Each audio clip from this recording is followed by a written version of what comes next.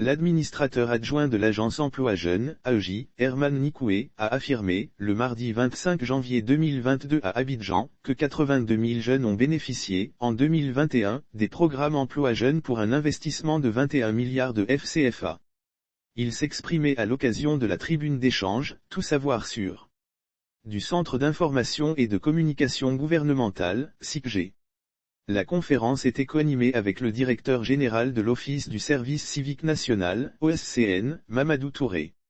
En 2021, ce sont 82 000 jeunes qui ont été touchés par l'ensemble de nos programmes pour un financement de 21 milliards de FCFA, a déclaré l'administrateur adjoint de l'Agence Emploi Jeunes.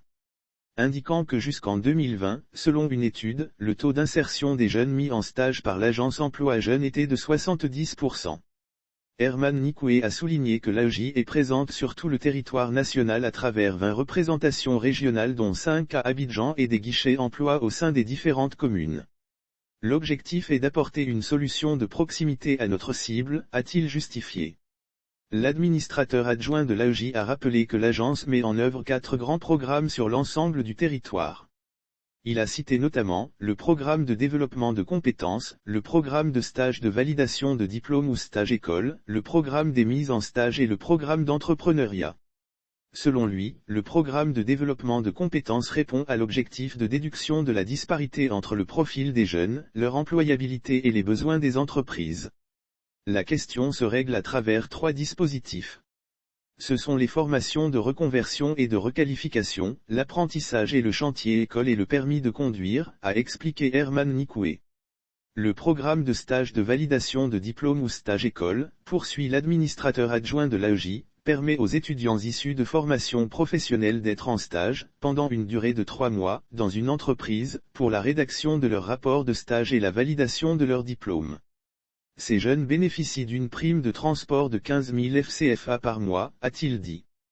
Quant au programme de mise en stage, il vient régler le problème d'expérience professionnelle, à travers la possibilité d'un stage de 6 mois renouvelable au sein d'une entreprise ou d'une organisation. Cela permet aux jeunes étudiants d'obtenir de l'expérience dans leur domaine.